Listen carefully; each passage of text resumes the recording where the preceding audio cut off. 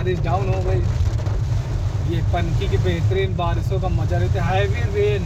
हमें लग रहा पूरा पनकी तो आज डूब ही जाएगा। ये देखो, ये क्या बारिश हो रही है। ये कानपुर पनकी का सबसे बिगेस्ट अपार्टमेंट, जो कि शायद सीज हो चुका है, working is not going on.